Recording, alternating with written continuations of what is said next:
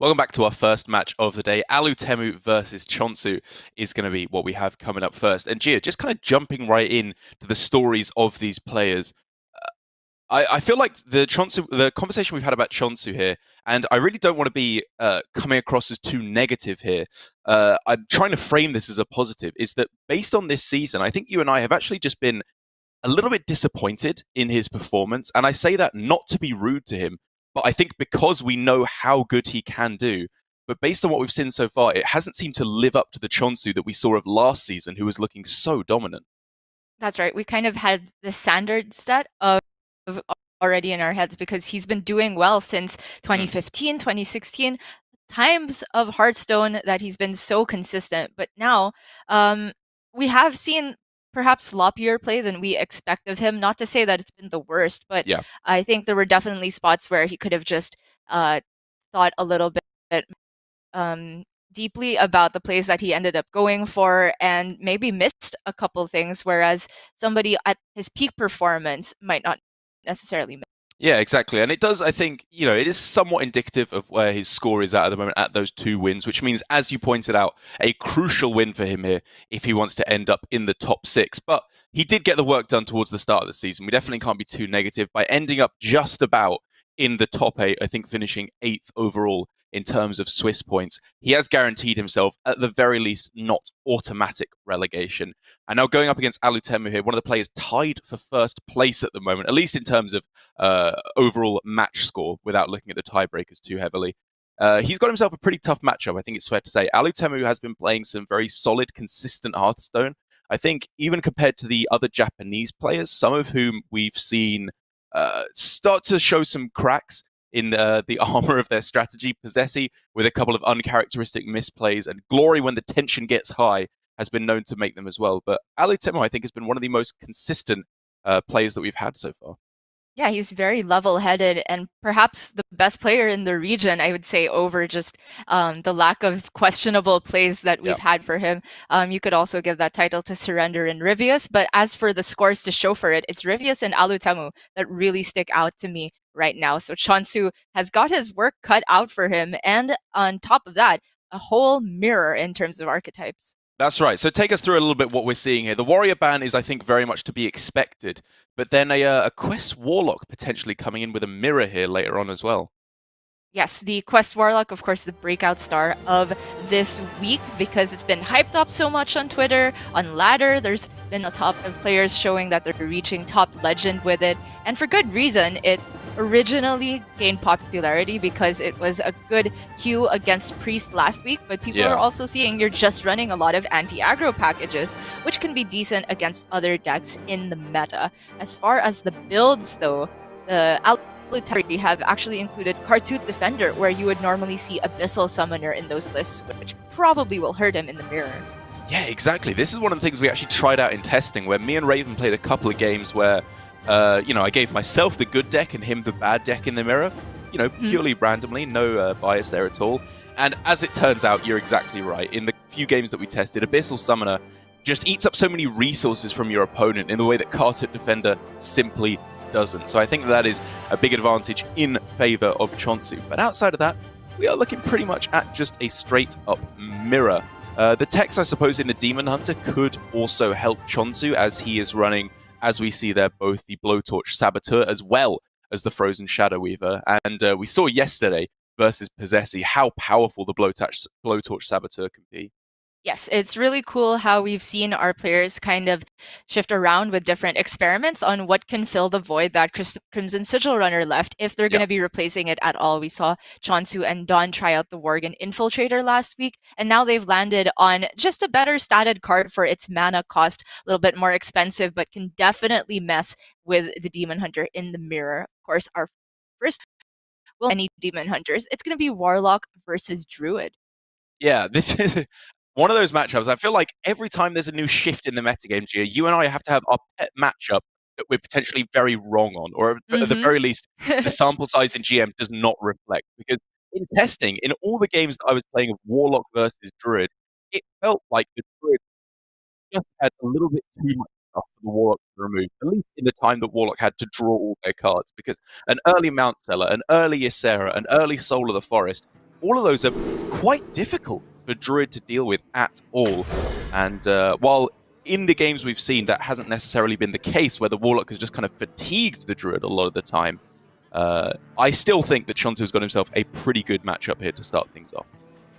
That's right. And already right off the bat, an interesting decision as to whether you keep the Mount Seller without any ramp, because it is so pivotal to Druid's game plans. I feel like the matches where Warlock has been winning a lot was due to a Mount Seller discarded off Fungal Fortunes or a Ysera. And that is a huge chunk of their threats removed right off the bat. But I also get che0nsu's reasoning that if you keep the Mount Seller and don't get any of the card draw, that doesn't do well either, because you can sometimes just get steamrolled by pressure from Crazed Netherwings. So, Gia, I know that in some of these matchups you can kind of just brute force the fact that your minions are so powerful that you can keep them without any of the support. Like, for example, against Priest, you just keep Ysera because it's the best card in the deck. Against Warlock, che0nsu had the opportunity to keep the Mount Seller there. Was it right? Should he have done that? Or is it more important to look for the ramp and potentially Glowfly? I'm hesitant to say right or wrong, but I'll say that I would definitely get behind that mulligan, especially on the play. There are very few chances if you keep one card, just 2 more slots in the mulligan, and less natural draw, of course, to actually get to his ramp and the card draw. It feels like for Druid, if you only hit 1 piece of the puzzle, you're not getting there. Even 2 out of 3, you're not getting there. You need to hit the card draw, the ramp, and the Mount Seller. Any one of those pieces lacking can be a recipe for disaster. Well, at the moment, he's got the card draw, and he's got the threat with the early Glowfly Swarm, which the answer is there for Alutemu. Fear not, he has the Moarg into Rain of Fire. But whether or not he has the answer to the second one is a different question entirely. It's true. We often say that the first Glowfly, if you're going to throw it out there, you better make sure you have the follow-up. And che0nsu has not just a second one, but eventually a Mount Seller turn. So I think he's very happy to throw this first set of flies into the ether. For Alutemu, it's a question of actually whether he wants to commit the Mortal Coil as well, just to get the cycle, have that extra mana.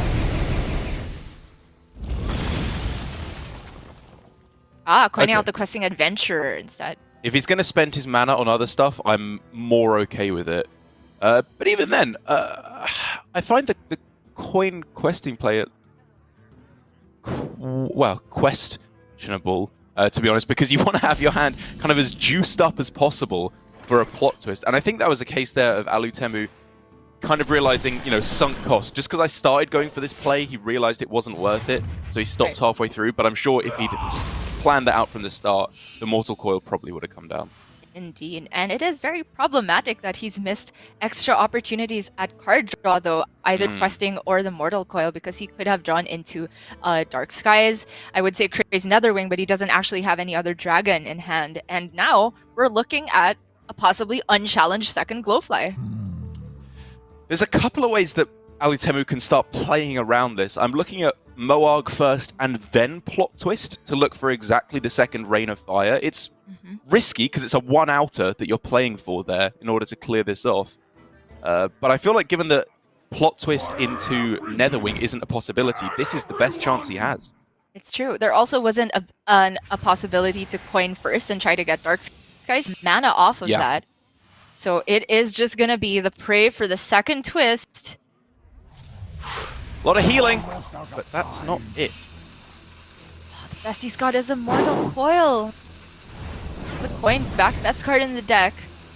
che0nsu doesn't have Savage Roar, but he's Power of the Wild. So if he does hit Savage Roar, he's not dead. then what's he looking at? 4 times 6, so not quite lethal even with a Savage Roar.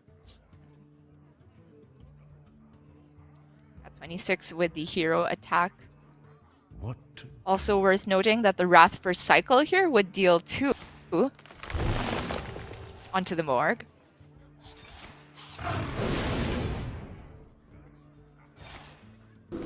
And even though this is not lethal, it's a great position for che0nsu because Alutemu's got the same pickle he did last turn. Yeah, he still has to find a way to che0nsu gets a follow-up with the Mount Seller. Yeah, just too many threats, one after the other. The Warlock is famed for its incredibly high amount of very powerful removal cards, sorry. But This is just the problem with the matchup, in my opinion. Obviously, this is a very fortunate outcome for che0nsu, where he got all 3 threats, one after the other, very, very quickly. But this is not that much of an outlier. This is what the Druid deck does when it hits Fungal Fortunes. It's really built to do that, and it ties back to che0nsu's more tossing away that mount. So Alutemu with no dragons, a chance to tap for one and coin out the Netherwing, but it's what 1 in 3 even. Yeah.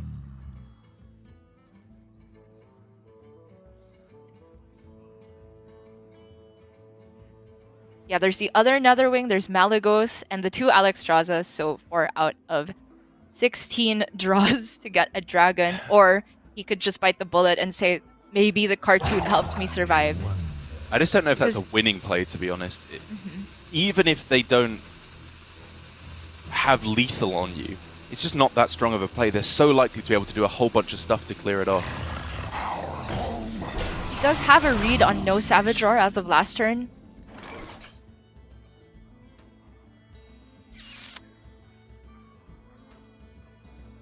Because otherwise, che0nsu would have played Power of the Wild and Savage Roar for the lethal there. So he heals up to 22, which means 3 times 6. Even if all of these connect face, it's not lethal yet.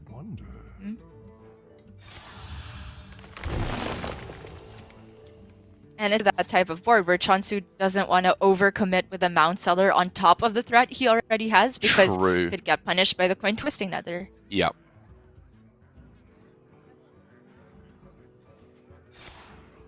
So I like the continuing cycle. Just Bog Beam, Moonfire, and Hero Power away. It's a lot of spells expended, though. Yeah, cheap ones. Is that better than just Iron Bark and trade? I guess the Iron Bark is pretty good, of course, to get your exotic Mount Seller out of range of any removal, pretty much.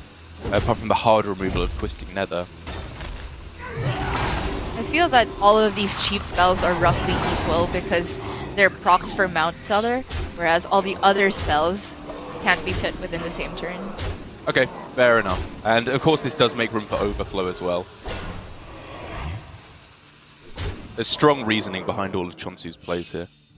And putting Alutemu to 3 is crucial because he can't just Netherwing or he's dead. So he would have to go... We're seeing that right here! tap into... He's got both Aranasis. I don't think there's an out anymore. Just one Nether Breath wouldn't help, and that is finally some justification we've been saying how this matchup goes. Yeah, a bit of a fortunate outcome there for the Druid, it's fair to say, off the starting hand. But as I said, we can only see so many games where the Druid just completely runs out of any threats, like poor old Kin in his game, where he ramped up into nothing and just had absolutely no threats at all. This is a little bit more, I think, in line of what you should be expecting versus the Druid as the Warlock. Yeah, just the card Fungal Fortunes makes all the difference, as it does for pretty much all of Druid's matchups. And yeah, it kind of makes me curious how often it is actually that a Crazed Netherwing is active, given that there aren't that many dragons in the deck outside of the first Nether. There's 4 others.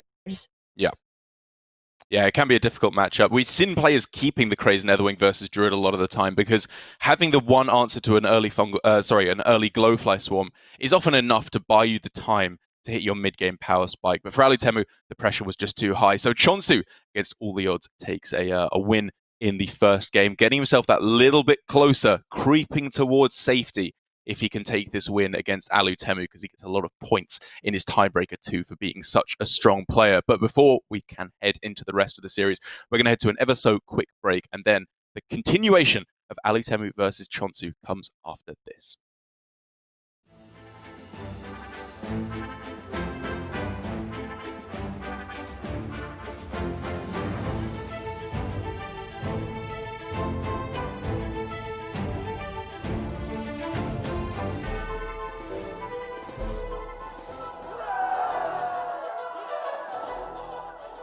You know, if you could give me something from the answers, that would really help me out, you know?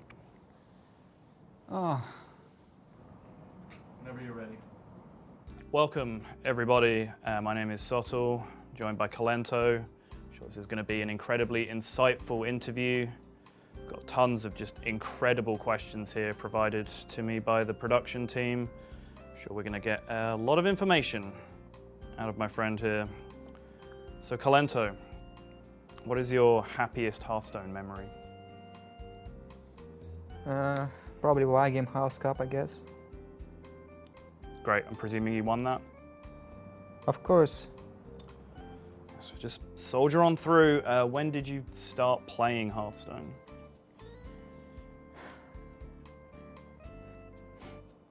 Wonderful, really learning a lot right now. What's your favorite part about Hearthstone? I like how I can be asked dumb questions when I'm being interviewed. Yep, expected. Who is your favorite Hearthstone caster? Probably not you. Really? Like, do you really want me to... All right, we're gonna get through this. Who is your best friend in Hearthstone? Any positivity? Can you pick one that you do like?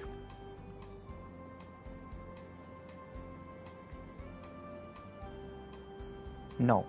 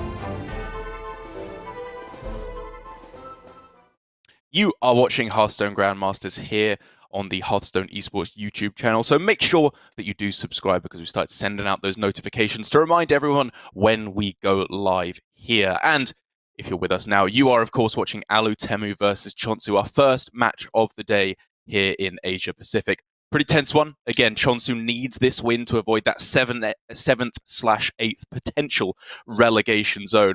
Whereas Alutemu, despite being at the top, it's not like he's got nothing to play for. First and second place in Division A get a bye when we go into the playoffs phase next week. So both players desperate to get that win on the table now. And with the Druid starting off with the win for che0nsu, it's looking like he's in a good spot. And even though we have a mirror now, Gia, I think che0nsu may still be in a good spot.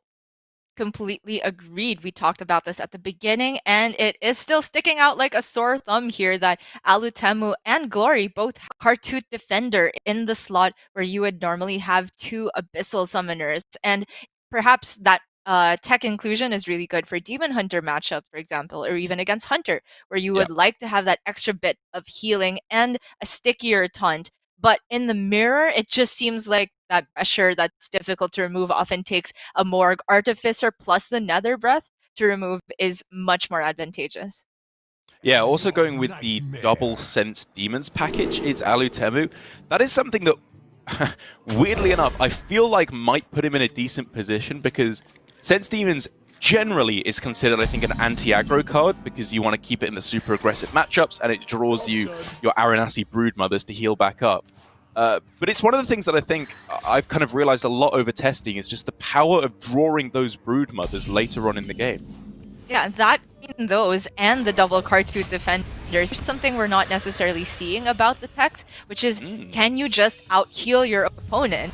You can force them to Alexstrasza at a time where you still have healing left, and then after that, remove threat after threat. I wonder if there's a way that Alutemu could take this to fatigue, but before that happens, of course, he'll have to contend with the Abyssal Summoner, of which che0nsu's already got one in hand. It's a very real possibility, because if your opponent with all the 0 mana taps misses out on Malagos primarily. Well, Malagos and Alexstrasza is the big two. But also if they miss out on the Soulfires and Nether Breaths, their burst damage is pretty limited actually, to be honest, and there's no chance of an OTK then. It's not a foolproof strategy by any stretch of the imagination, but fatigue is something you can consider in these matchups a lot of the time, I think. But before we get into that, it's plot twist time. Alutemu off to a great start. Yes, indeed. In the matchup, you generally just want to get your quest done ASAP because you won't be under very much pressure at all. Even if you shuffle the coin back into the deck, it's all fine as long as you're the first to get to your 0 mana taps. One of the other most important things about this deck, though, Gia, in the mirror, is knowing which cards you have the liberty to throw away to create hand space. And che0nsu chose Moarg Artificer there, which I've got to be honest, for me is a fairly important card to hold on to a lot of the time.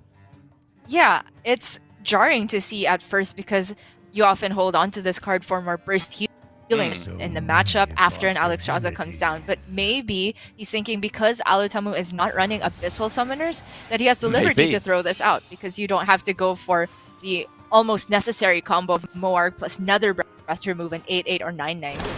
It's a great point. It's doubly interesting to me given that che0nsu didn't actually have to play a card there to avoid overdrawing. Obviously, he's spending his mana preemptively so that he can still continue to dump cards turn after turn while he keeps tapping. But he could have just passed and then gone Coin Abyssal Summoner next turn instead to try and apply the pressure versus Alutemu, who again does not have them. Indeed. And we could still see him just go for the Coin Abyssal Summoner here for an 8/8, but the problem is his Moarg is on board, so Alutemu doesn't even need his own Moarg to go for another. See che0nsu continuing the dump. This does let him cycle, which is very important because Alutemu's quest is already done. That is the absolute nuts in the mirror. The game has hardly started, and che0nsu still has so many cards to draw before he can start tapping for the high rolls.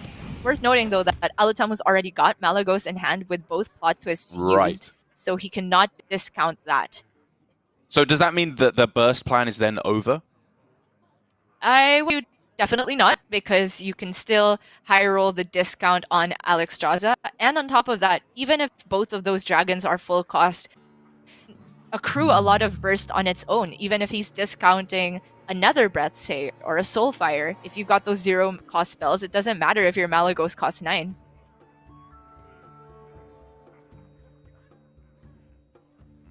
Here so again, Alutemu, the Moarg dump. Right, exactly. It could be Moarg dump, it could be Rain of Fire, it could be Dark Skies, actually. You could make the argument that Rain of Fire is more important to hold on to, because you, of course, that can go face along with Malagos. But given the Soulfire in hand, I can understand why you'd want to get rid of it, because the Dark Skies are very nice against Abyssal Summoners to clear them up. Definitely. And also, you bring up a good point, because Soulfire plus Rain of Fire are redundant with Malagos. If you already know none of those 3 cards are getting discounted, you can only play 2 of them together in the same turn. It does get a little bit more funky than that, because you would kind of ideally prefer to have Rain of Fire, because then you're not running into Soulfire discarding Soulfire, potentially not winning the game through that nonsense. But I agree, we're getting very, very deep in the matchup there. For the most part, it's redundant. Alutemu can start with more cycle with his Mortal Coils, but it's getting to the point where, because his quest is active, do you actually want to be cycling as much as possible? Would you rather not give yourself the most chances to discount cards in the deck? But because there are so many cards in the deck, I think it's about equally likely whether you thin the deck to get your dragons first, press the hero power immediately. This is one of those things where it's the 1 out of 7 or 1 out of 13. Oh, right? Like, no! I feel like that is wrong, but it's very counterintuitive for the most part. As wow, speaking of counterintuitive, Alutemu there deliberately burning away one of his demons there because he just doesn't want it in his hand. He, I think, is pretty sad about the order it came down in. You'd much rather have a Moarg in hand than you would an Aranasi Broodmother in hand. But it demonstrates perfectly one of the key aspects of this matchup, which is hand space. And the second Dark Skies is available for Alutemu to sweep up most of this board and finish off with the Mortal Coil. And still even play the Crazy Netherwing instead, actually. because this is guaranteed to get the 9/9 down to 1 health. Yeah, if you're playing... Oh, no, yeah. No, yeah, that's perfect. Like this a lot. He keeps the train going. Yeah, start applying the pressure. And all of a sudden, Gia, the one advantage that we were attributing to che0nsu in the double Abyssal Summoner have both been dealt with fairly easily. Now he's pretty much all on the plan of trying to go for the more classic Warlock strategy in the mirror, which is, of course, completing the quest and trying to get that burn together. But with no plot twist in sight, it's not looking good. Yeah, very true. The plan A for che0nsu has evaporated, and weirdly enough, has given Alutemu good ways to dump his Dark Skies, which are normally That's true. Clogging hand cards in the matchup. Oh man, this matchup is just so interesting. The ways that we're seeing different players approach it. Because, you know, we were in our practice groups saying, you know, you never play the Moarg Nether Breath. It's just too important to heal back up. Whereas Alutemu has now thrown down a Moarg onto an empty board and deliberately burned one of them off the top of his deck. That's how little respect he has for the card. Maybe he's right. Maybe he's wrong. This deck is still being figured out.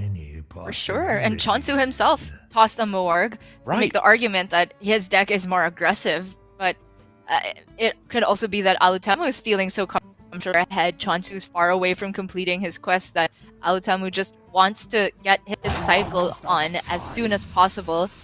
We did say that there's that discrete thing with the statistics that, I mean, if the cards are in any order in your deck, it's the same odds that you... Yeah, I don't want to get into it. But the idea is, if the Alexstrasza, for example, is the 12th card in your deck, if you're going to Mortal Coil or tap towards it, it's the same odds because you don't know what exact place it is in your deck.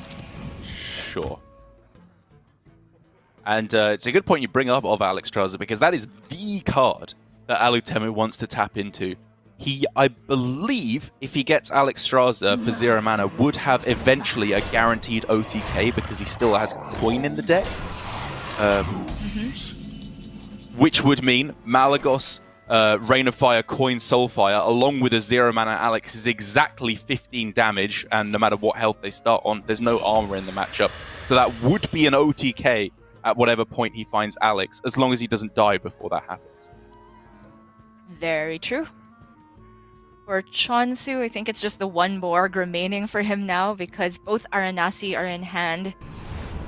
So rough, he's been far behind on completing the quest. Yeah. Fire everything and everyone! Job done.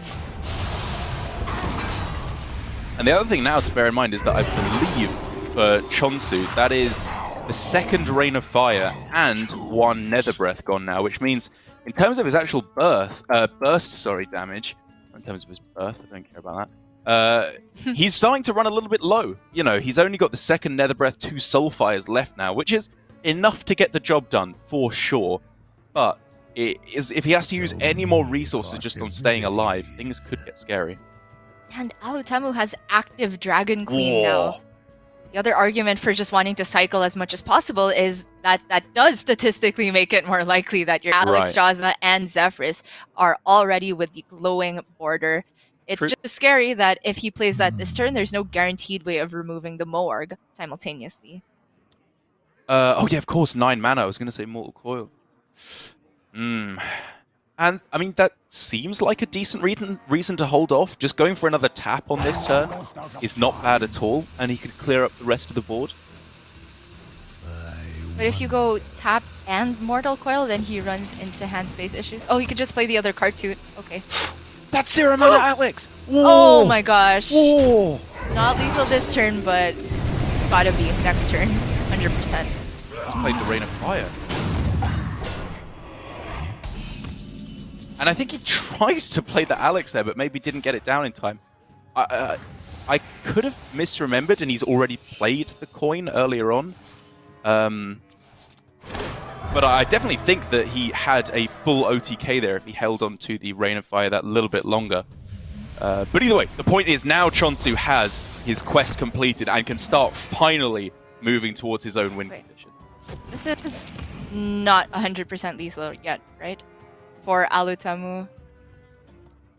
Especially since he'll be removing this Aranasi Broodmother. No, he needs more mana discounted. Well, he needs the coin, really, yeah. And But if he gets che0nsu... the coin, he still needs Soulfire as well. True. But if che0nsu does just remove the board like this and not even play his Keladan, or just un-ooze, Alutemu can very comfortably go for Dragon Queen instead. Oh! We've got to be very close now, right? Alex, I mean, and then down to 11. He's got 8 damage with the and Soulfire. So as long as the Soulfire doesn't discard Zephyrs, Oh my that's lethal. god. Okay, so this is a crucial point of figuring out the matchup. Is your win percentage better than the 1 out of, what would it be, 1 out of 6 to discard the Zephyrs here? Can you just wait to get yourself an even better chance of winning the game? Maybe the Zephyrs isn't even guaranteed here, right? Because Alex down to 15, 8 damage from hand. He's down to 7. And then to play the Zephyrs, that's 5 mana spent. So the best burst available at 5 right, you are. is just Fireball. Fireball. Not quite there. It's 1 short. Okay. So I think he does definitely go for development instead here. So does that mean Alex? Dragon Queen Alexstrasza, I should say? Liking the look of that. And we often say that in this matchup you hold on to the second generated dragon because of Twisting Nether. Sure.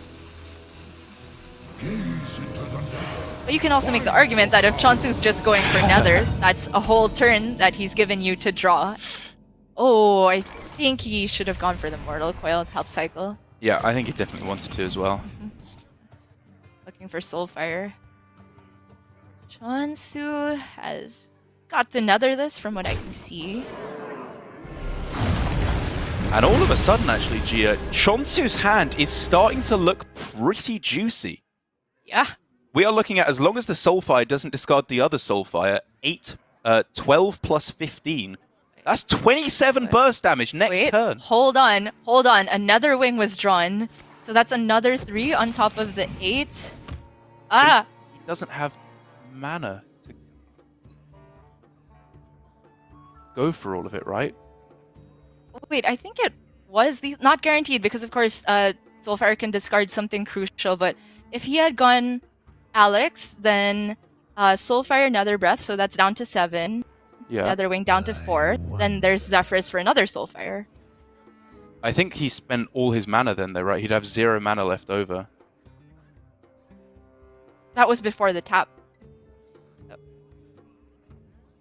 Right, but Crazed Netherwing is 5, Zephyrus is 7, Nether Breath is 9, Soulfire is 10, so he would have been 1 mana off from playing the second Soulfire. Oh man, this deck. It's complicated. Yeah. It's really complicated. Even going for the Alex now could potentially be losing him the game. Look at all the heal that che0nsu can go for. Yeah. Oh man, he's going in right now?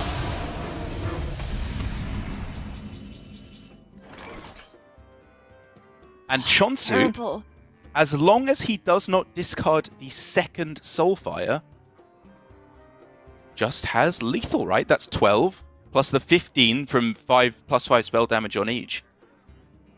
27 damage.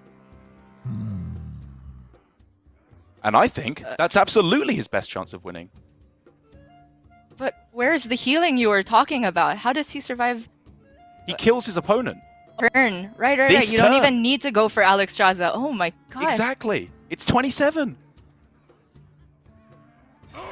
As long as Soulfire doesn't discard the other Soulfire. Yep. So we're talking just 6 out of 7 times he wins the game.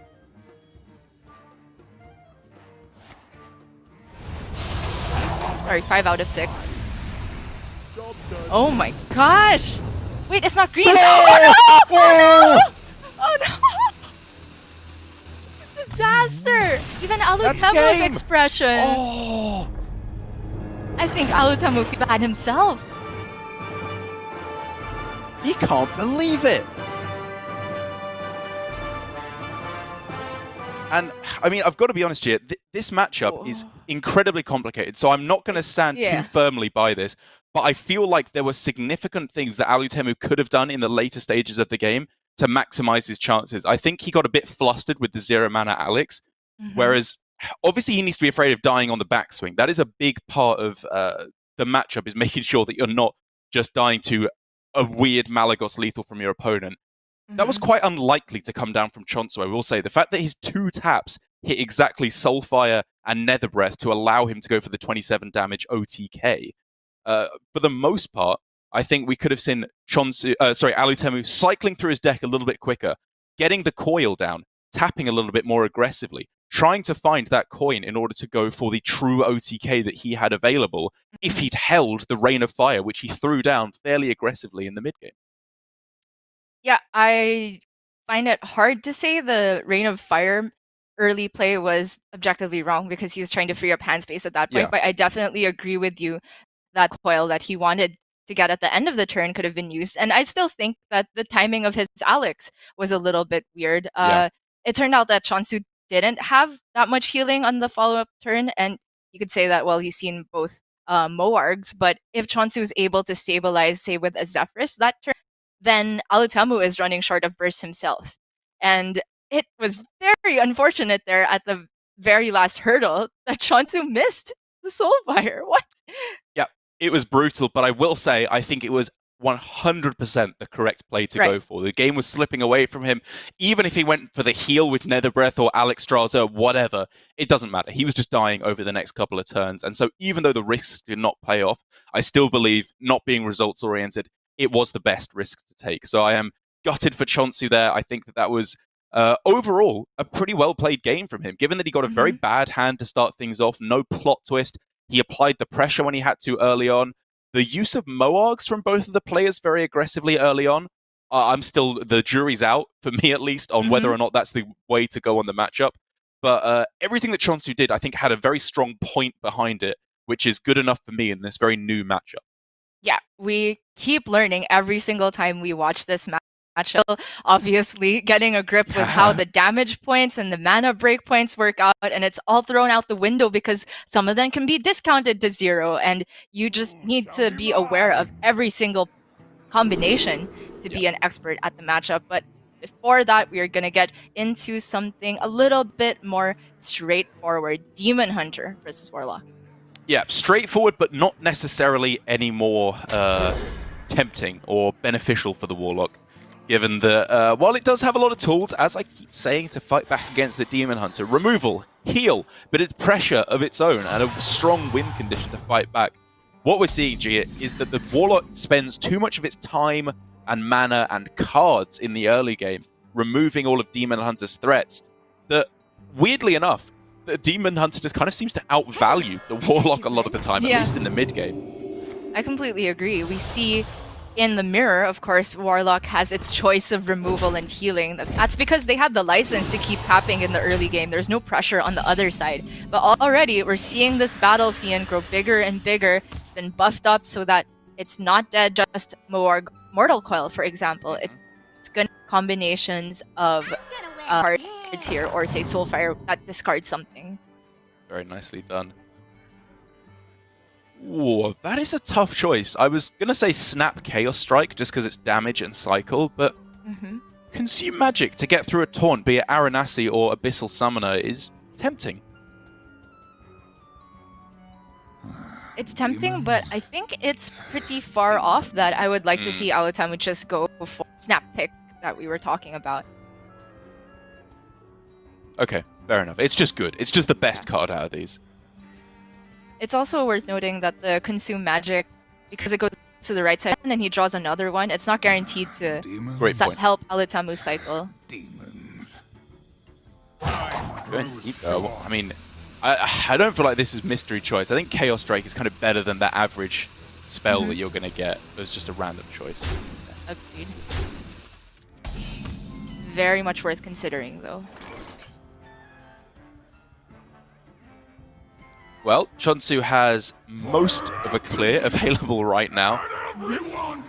Rain of Fire, Coin, Mortal Coil. We're already seeing the interplay of how the matchup works. He's expending so many resources. He misses a turn of tap. And now the plot twist in hand is significantly worse because it gets him less draws. Sense Demons we do like, though. That is a fantastic Yes. pickup for che0nsu. Not only because of the healing from the Aranasi, but just to, again, juice up that hand, like you pointed out, so that Plot Twist isn't completely dead. And could possibly draw him the other Moarg as well. Great Very point. relevant to pair with Nether Breath later on. I grow impatient. Alutemu can make quick work of this with 6 damage.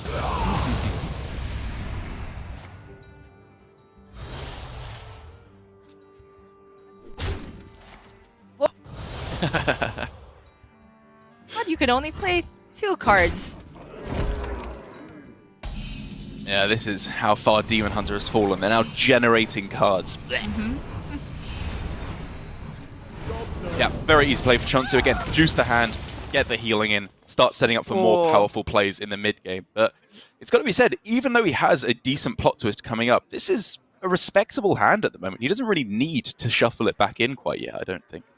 Yeah, I think the Netherwing is a very welcome sight going into turn 5. I guess from the most ideal curve plays for Demon Hunter, it doesn't line up so well against grow Glavebound and impatient. Orglaves of Azeroth. But Yeah. if Alutemu goes for basically any other minion in the deck outside of Kayn, Netherwing can make quick work of that.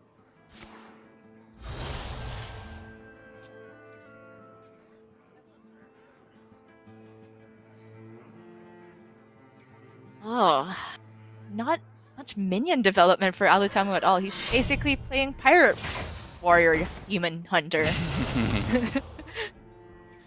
That is a deck that I would play. Oh. Can you imagine getting your upgrade on your Warglaves of Azeroth? Oh, I'm just sticking in green skin. To hell with it. that Right. sounds fun. But seriously now, that Alutemu has, at the baseline, a very powerful play to clear the board here, if he wants to, with Swing, Glavebound, and then Crimson Sigil Runner. But he's also got a very strong line of just going face here, Gia. Yes, it is very tempting to just ship all of it to the face, but I don't think he can disrespect the healing potential from Warlock. The way that the Warlock wins this matchup, in my opinion, is not just remove from Demon Hunter. It's swinging back the tempo, like what che0nsu did with the Netherwing last turn, just to get something on board and make it complicated for Alutemu. I like the measured approach here, and because he's got the skull, Yeah. I think he has the license to not be all in on face damage. Woo! And there it is, the punish for if Alutemu had gone for the other line. Still devastating, don't get me wrong, the Nether Breath is the last thing that Alutemu wanted to see here. But it means he's not just completely behind on board, he can still pull things back. Crucial also that this is the second Moarg used, so after this one is out of the way, the healing potential is not 0, but definitely limited. They will never catch me.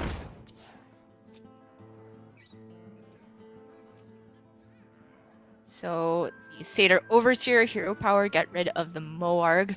It's not the most threatening board, but Alutemu did just see a Crazed Netherwing used, so if che0nsu is going to go for Dark Skies, he's unlikely to develop a minion alongside it. Yeah, and I think the important thing here is that it is enough to bait out a Dark Skies, because if you don't develop the board, you're just going to be hit with Aranasi or the Abyssal Summoner in the worst case scenario, and then you're miles behind.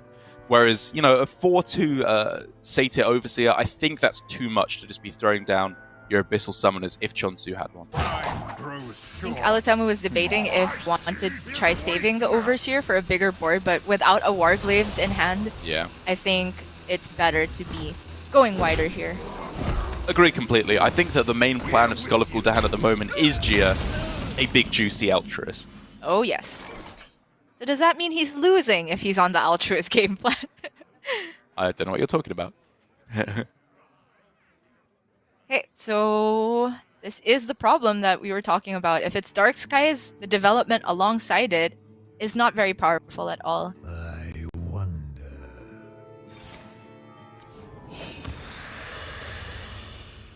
Okay, Another breath. I was thinking he would just go Dark Skies plot twist, but I think he wants to hold on to this Nether breath. Just go Zephyrus after the Dark Skies.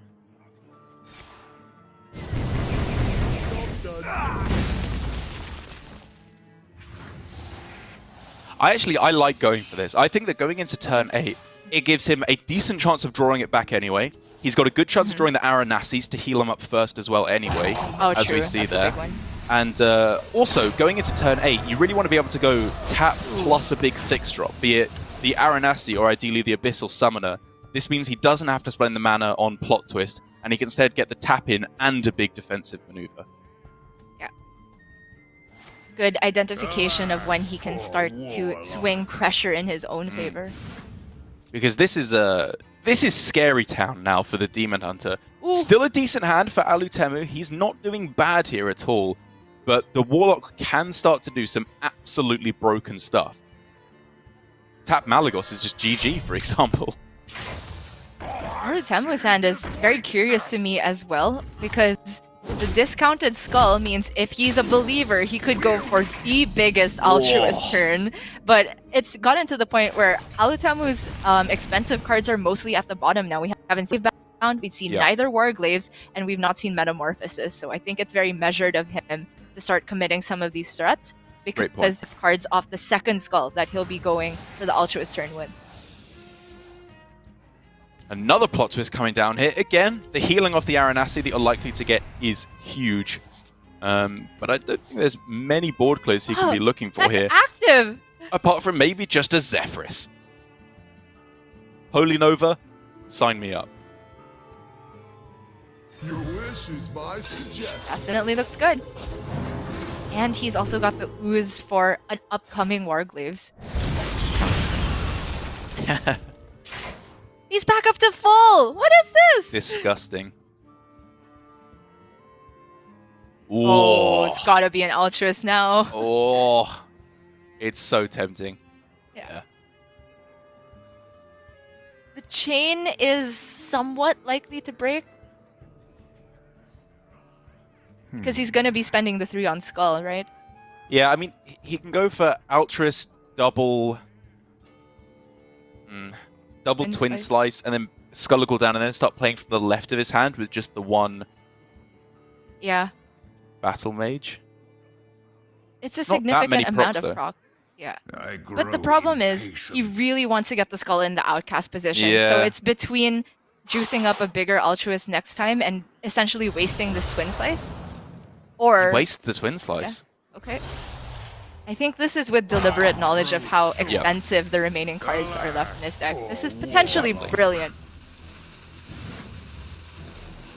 Or potentially disastrous. Oh my god. Yeah. Oh no! That would have been the most insane altruist we've ever seen. It's still going to be good. It's still going to be insane next turn, to be fair. Yeah. The cane is huge to get through taunts as well. Just crazy. Both Warglaves, Metamorphosis, second Glaive Bound, all in bottom 7. Yeah.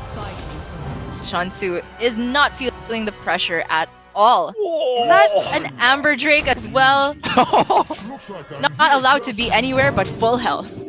This is... Only healing for half, but who cares at this point? This is reminiscent of a Muzzy versus Purple earlier on, where I counted it up for top 5, and Muzzy healed for, I think it was 56 points of damage over the course of the game.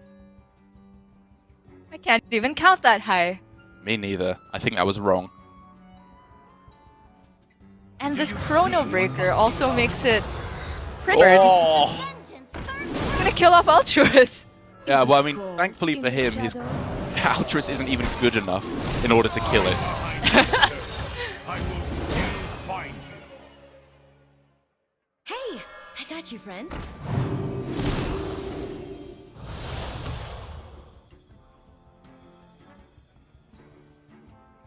Yeah, at this point, I don't think Alutemu can afford to ship damage anywhere but the face.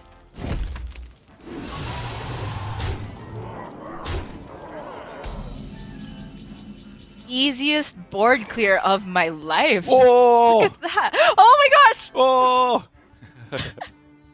Okay, probably not. Yeah, you just take the death rattle, right? Yeah. Yeah. Unless it's lethal? 8. Not quite, not quite. Pretty close, though. Very close. Ooh! 8 plus 8 is 16. Very close indeed, but not quite. And I think Doesn't have che0nsu to waste can know. any time. Yeah. He is 100% alive here with Kayn down. There is absolutely no combination of two cards that can kill him. I think Alutemu is done.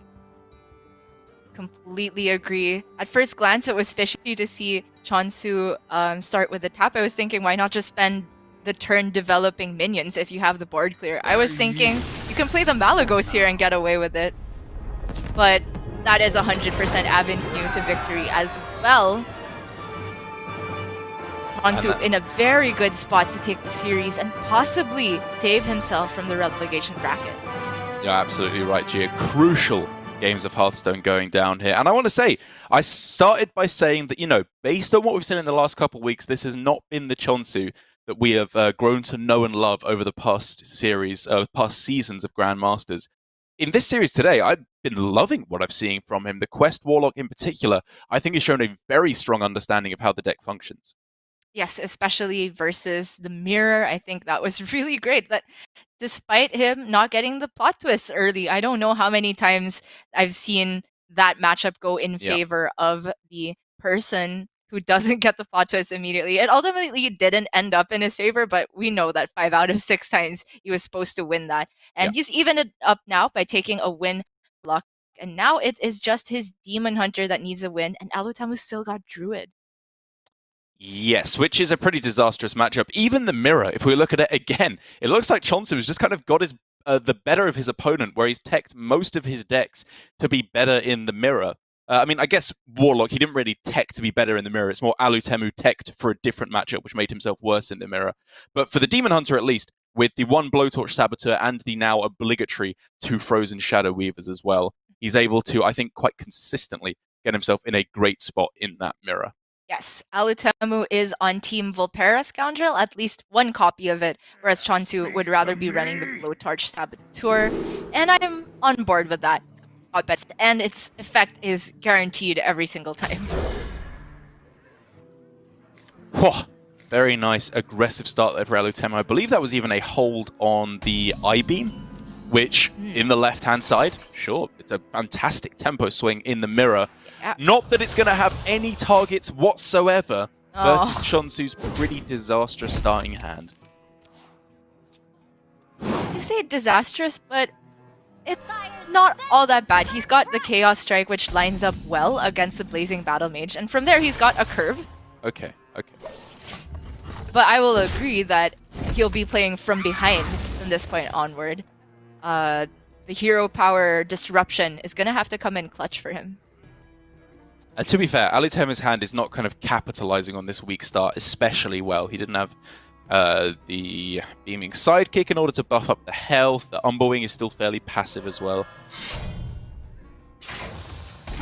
And if we're to be equating the Blowtorch Saboteur to a Frozen Shadow Weaver, I definitely prefer it here over the Umberwing plus Blazing Battle Mage, which technically lines up better to be trading on board. You don't want to be overcommitting damage, but the disruption is so powerful because if Alutemu wanted to go for, say, Satyr Overseer with a hero power here, not available. Sorry, he still got the Umberwing, but then he wouldn't have a free kill on the Blowtorch. Exactly. The fact that it denies a little bit of extra damage means that it would have to be Twin Slice, really, in order to cleanly get it down whilst developing other powerful 3-drops. The I-Beam is good here, of course, in swinging back and forward to Alutemu, but he can't really capitalize that well off of it. Oh. I was looking at the coin cane just to make sure that you spend all your mana this turn, but it made the rest of the turn want to save the coin for Warglaives. And he's just got all the cards that were at the bottom from last game. Oh, gee, it's just perfect. Swing with the Umberwing, coin Warglaives, take out the rest. Never mention that again. Never. Too soon. Too soon.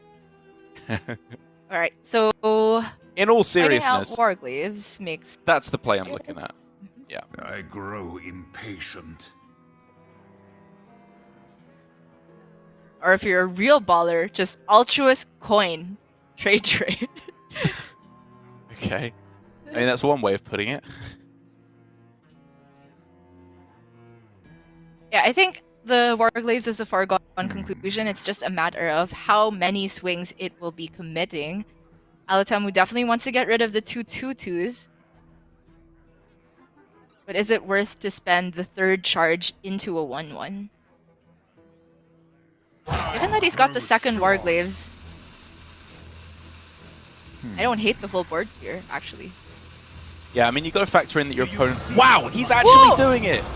He's a real baller, Derek!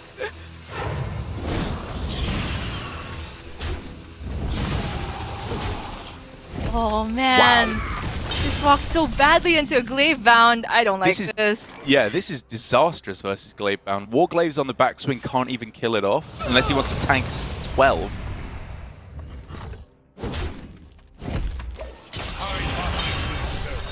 And even now, he's going to take 9 from this cane before he can clear it off.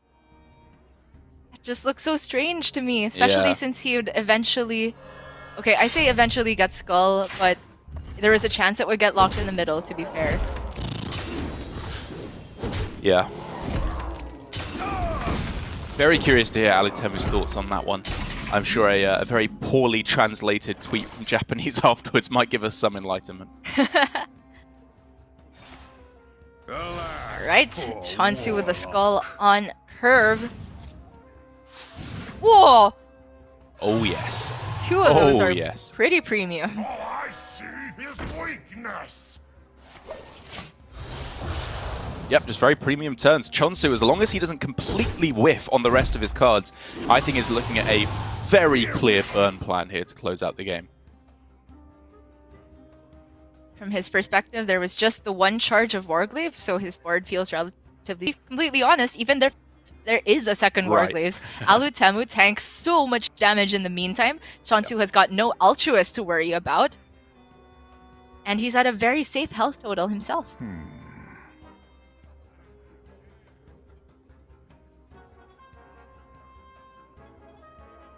Oh, he's got no choice but to tank it, Hide right? behind your surface. I will still find Yep. you. Or some measure of damage. You can mitigate as much damage as possible by sinking the cane into the Overseer. That. And then just be equipped for some board development. Ah, he even gets the swing phase. That's how that works. This order works. Oh, but it's still just so clean for che0nsu. Taking it out, probably getting the rest of the damage face with the glaive bound. Long as he plays the I-beam before the glaive bound. Nice. Very clean. Love to see it. And as che0nsu draws closer and closer to a win, it still just leaves a question mark in my mind from Alutemu's play of the Altruist. It was just weird. And there were so many punishes to it as well. Oh, his skulls have been locked in the middle this whole game. Alas, poor Warlock. I yield. Hoping to get an I-beam in the outcast position, but it was not there. And che0nsu is now 3-4. I'm not 100% sure, but it seems like he's avoided. Wow! I love this! His Jerry shirt. Everyone's got to do something for us here in APAC, and thankfully, che0nsu's was a little bit more disciplined, I will say, and respectful than dabbing on your opponent. I love it. APAC is the best. I will hear no arguments. I'll say it every single time. So che0nsu's score now is far and away from what Kin has, and obviously it's a foregone conclusion that Kin would be at the bottom of Division A, but depending on how the other matches shake out, che0nsu can still make it to 6th place and avoid the relegation bracket entirely. It depends on who else will be getting to that 3-4 match score at the end of the weekend. Right. It, of course, depends on how Flurry does, because if Flurry loses his matches and stays down at the 2-win record, then he will take the 7th place spot. Flurry still has 2 matches to play, however, so he has a much higher chance of getting up to that 3-win record. Of course, che0nsu now has better tiebreakers because he beat a player who has won a lot of games in Alutemu. We're not going to get into it too much, I think, here, because it gets a little bit too complicated. But basically, that was a crucial win for che0nsu, and he is now in with a decent spot of not ending up in the bottom. Very much so, and it will depend partially on the other matches throughout the day. I think we've got some pretty exciting ones up next. Another top of the table match. Yes, that is correct. Just getting the matches up here. We have Kin versus Flurry, I believe, as our next match of the day. Of course, Kin locked down into 0-6 at the moment, guaranteed bottom of the table, and we can take a look at the schedule to see. He is 0-6 record, guaranteed bottom 2.